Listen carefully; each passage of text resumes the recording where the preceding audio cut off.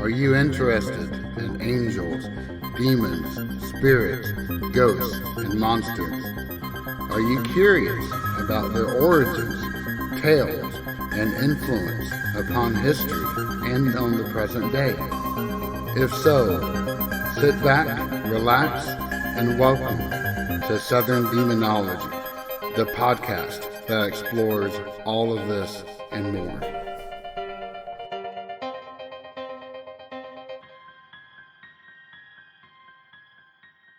Hello, all, and welcome back to Southern Demonology, Season 3, Episode 8.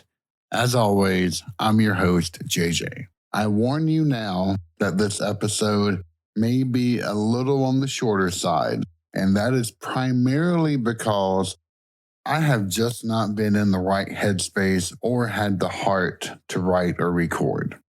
See, I had an episode planned for 2 weeks ago, but I had to delay it as even though I had a really good outline prepared, I knew I wanted a little more research to firm up the details. Well, the more I researched, the more the scope kept expanding and expanding to the point where I had 2 whole episodes planned, one of which I have been meaning to record for the past couple of years, and a supplemental one to boot. So even though it killed my soul to do it, I released the news on social media that I needed 1 more week and that no episode would be forthcoming on April 24th, 2023.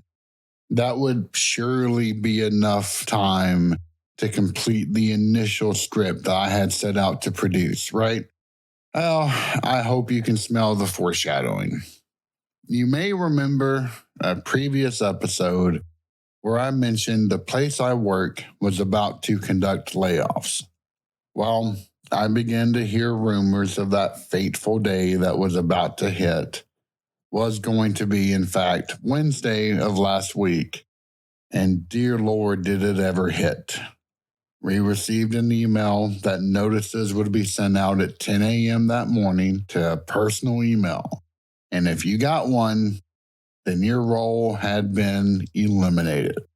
And for several hours, I sat in dread, trying to distract myself, all to no avail. And then 10 a.m. rolled around, and I didn't get anything.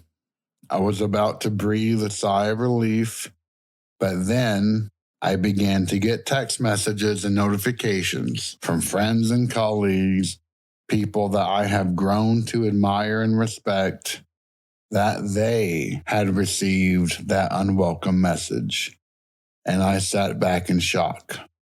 Yes, I had survived, but so many of those that I rely upon and look forward to working with had not. And that hit me almost as hard. The rest of that week passed by in a blur as I tried to just focus on work. But I was in shock that entire time. I didn't have an appetite. I slept horribly. And all of that resulted in not having the concentration or the heart to finish that planned episode, for which I apologize. I did get out some last weekend and spent some much needed quality time with my wife, and that helped more than I can say. In the meantime, and because we have covered Enoch in such detail in Season 3, Episode 3, I thought we'd touch upon one of my favorite passages in the Dead Sea Scrolls, 4Q 510 and 11, and its significance not just to the community that produced it, but what it means to much of Second Temple Judaism. And I thought, in turn, we could use this as a chance to have a refresher and kind of a deep dive into the scrolls themselves. Mainly because of the fact that I don't think I have really touched them since my early episodes. So, the Dead Sea Scrolls. This corpus of work was discovered beginning in 1946 in Qumran and reflects the ideas of whom based upon historical writings of Josephus, are widely believed to be the Essenes, a Jewish sect that existed alongside the two other sects of the time, the Pharisees and the Sadducees. These scrolls are one of the most vital archaeological finds, perhaps ever, for quite a few reasons. But let's look at a few here. First, before the scrolls, the oldest version of the Hebrew scriptures was from around the 10th century CE. Permit me a small aside here. In case you don't know, CE refers to Common Era, or what the Christian world calls AD, or Anno Domini, i.e., in the year of our Lord. BCE is before the Common Era, a stand-in for BC. I prefer to be as inclusive as possible, which is why I prefer using BCE and CE over BC and AD. Okay, aside over. And if you think about it, from the 10th century CE is not very old at all. The scrolls gave us most of the Hebrew Bible that predates that version by at least 1,000 years. Second, the scrolls gave us a glimpse of what extra-canonical books were considered to actually be in canon, namely 1st Enoch and Jubilees. This was suspected, but the scrolls gave us proof of that. Third, they provide such a window into the mindset of the Essenes. For example, they thought that the presence of the Romans, whom they refer to as the Kettim, to be a sign of the end times. In fact, the war scroll tells that when a war with the Kettim was to happen, the angels themselves would descend from heaven and fight alongside the Essenes. In fact, a large part of the war scroll was dedicated to preserving the holiness of the angels by dictating how far away latrines and lines should be constructed. This wasn't mere wishing on the author's part. They actually constructed doctrine to be able to stand beside these holy beings in this eschatological war. We also know that they believed in switching away from a lunar calendar to a solar one due to 1st Enoch. See, that book is divided into 4 parts, and one of them is a justification as to why a solar calendar is the correct one. This will have a significance we will revisit shortly. As one can imagine, the scrolls also had a huge impact upon the academic world, but not quite in the way one might expect. When the scrolls were discovered, one group was put in charge of assembling the pieces and then translating them, which was eventually headed up by a man named John Strugnell from Harvard. And this access was very carefully doled out to trusted scholars. And in a way, this is a very natural instinct, right? Those in charge of analyzing these scroll fragments and determining which pieces belong where wanted to ensure that only those qualified were able to then carry forth the textual analysis. Yet this controlled funnel had 2 very large impacts. First, the work performed by Strugnell and his team had an extensive backlog which led to severe delays. The second is that it created a class system in academia of the haves and the have-nots, which roughly fell along the Ivy League and non-Ivy League school line. And this persisted not just for a year or a few years, but for decades, until 1993, in fact.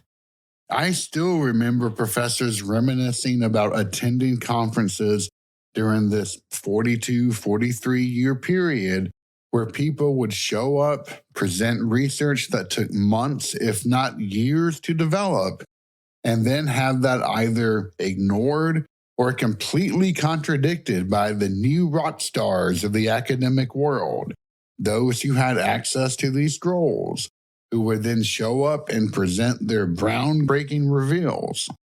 However, this stranglehold on access was finally broken through two major events. Yes, I know the number 2 keeps popping up. I apologize. The first was a disastrous interview that John Strugnell himself gave to Haaretz, the longest running newspaper still in print in Israel. In 1990, in this interview, Strugnell said some pretty repugnant things about Judaism. I'm sorry, I don't really feel comfortable repeating them here, especially since those words would then be spoken in my voice. But with that, Strugnell became a pariah, which not even Harvard wanted anything to do with him officially. Before I move on, I do want to say something. Strugnell apologized for that interview and said that it was the result of a combination of alcoholism and manic depression. And quite a few professors wrote on his behalf, including Dr. Emmanuel Tov, the first Israeli scholar who was brought into the inner sanctum, as it were. I also have some personal experience to add in here, but more on that in a second. Yet the damage was already done, and the cracks in the stranglehold were introduced. The second event finally broke the dam, however. A group assembled every scroll that had been revealed in conferences over the last 4 decades plus, which by that point was a surprising amount.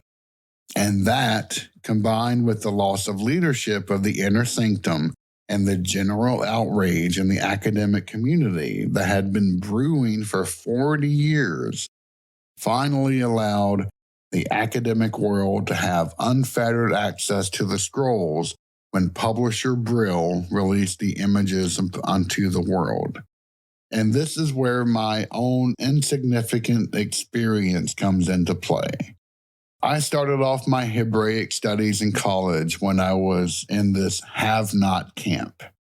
Yet right before my senior year of college, Brill released these images of the scrolls, and my classical Hebrew professor, Dr. Rogers, somehow was able to convince my school not only to purchase the CD-ROMs that Brill produced, but also an entirely new multimedia PC in the library that was dedicated for them. And somehow, us 4 students and him got the chance to offer the very first college-level class on Dead Sea Scroll Hebrew. The president of our school even went on a late-night TV program to talk about it. I then somehow wound up at Harvard for my graduate program and got to see the world from the other side of the divide. We had a visiting scholar from Israel who was a part of that inner sanctum, and one fateful day, he invited John Strugnell to teach our class.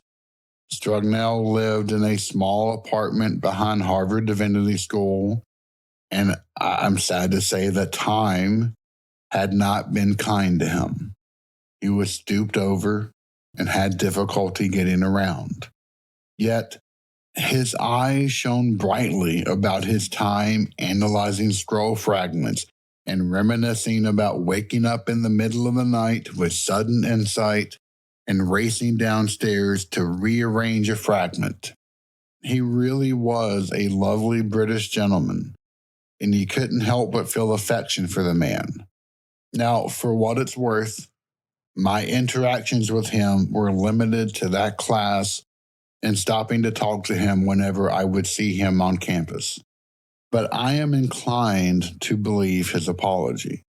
If you would have ever told me that this very nice man was capable of saying the things that he did, then I would have flat out called you a liar. Those who have studied the scrolls will each have their own favorite one, and I am no different. I believe I've said it before, but my favorite one by and far is 4Q, 5, 10, and 11 for quite a few reasons. Here's a rough translation, i.e., it's my own. Forgive the hubris. And I, the Mashkil, the leader or instructor, am making a proclamation of his glorious splendor, i.e., God's, in order to instill dread and to terrify all the spirits of the angels of destruction, the spirits of the bastards, demons, Lilith, howlers, desert dwellers, and all those spirits who quickly strike in suddenness in order to lead astray and establish spirit and to charm hearts. There's a whole lot going on in this very small passage, but let's break it down a little. First, it follows in the tradition of Psalm 91 of listing all of these evil things. But while Psalm 91 does it through allusions, 4Q 510 and 11 outright names these entities. Psalm 91 lists probably the biggest of these in verses 5 and 6. You will not fear the terror of the night, nor allow the arrow that flies by day, nor the pestilence that stalks in darkness, nor the destruction that wastes at noonday. 4Q 510 and 11 does the same by putting the worst of the evil entities at the top of the list, namely the spirits of the angels of destruction, i.e. the watchers, and the spirits of the bastards, i.e. the Nephilim. It also harkens back to Isaiah 34 in filling out the roster. Take a listen to verses 8 through 14. For the Lord has a day of vengeance, a year of recompense for the cause of Zion, and the streams of Edom will be turned into pitch, and her soil into brimstone. Her land shall become burning pitch. Night and day it shall not be quenched. Its smoke shall go up forever. From generation to generation it shall lie waste. None shall pass through it forever and ever. But the hawk and the porcupine shall possess it. The owl and the raven shall dwell in it. He shall stretch the line of confusion over it, and the plummet of chaos over its nobles. They shall name it no kingdom there, and all of its princes shall be nothing. Thorns shall grow over its strongholds, nettles and thistles in its fortresses. It shall be the haunt of jackals, then abode for ostriches and wild beasts, or desert dwellers, shall meet with hyenas, or howlers. The satyr or cry to his fellow, yea, there shall the night hag alight and find for herself a resting place. You see some of the same cast of characters. We have desert dwellers, howlers, demon, and Lilith. And yes, this is the night hag. It's actually not a proper noun, but it is a noun. It is a classification. And if you go back and listen to my episode about Lilith, you'll know that this was a period in time where she had transitioned from a deity of Mesopotamia to an evil spirit of the wind. Yet for good measure, the Mashkil, or instructor, names one more group, those spirits that can lead astray even the faithful. And this passage shows just how important First Enoch was to this community in, can you guess it? 2 key ways. The first of is obviously references to both the Watchers and their offspring. The second, if you remember what I was talking about previously, has to deal with that solar calendar. Due to the level of inaccuracy of the time, a solar calendar would equate to 364 days in a year. And that leads to 4 90-day blocks with 4 days left over. And you can imagine these 90-day blocks were the sides of a rectangle, forming the walls of a temple that served to keep people safe. However, the corner where these sides would meet had one pesky day separating them, and these days spelled trouble as there was a gap in that protection. And it was on these days that this litany of evil spirits would come crawling into the world and put everyone in danger, no matter how faithful or steadfast one happened to be. And that's what 4 Key 5, 10, and 11 comes into play. It is a prayer of protection, just like Psalm 91, that the leader or mashkil of the community would read aloud in order to shore up that community's protection from the unseen horrors just lurking and waiting for them out in the desert. From this passage, we see not only the importance of a present-day non-canonical book, but we also have insight into the mindset of the time as well. I hope you enjoyed this brief rundown on the Dead Sea Scrolls. If you have any questions, please feel free to reach out to me either via the contact form on southerndemonology.com or on our Discord server. And I especially want to thank one of our members, Rob, whose questions inspired this particular episode itself. Stay safe out there. Thank you for listening to Southern Demonology. Find us online at southerndemonology.com, where you can find all of our social and podcasting links. Also, if you have a moment, please feel free to rate this podcast and leave any encouraging feedbacks that you may have. As always, I am JJ, and it has been a pleasure getting to talk to you today.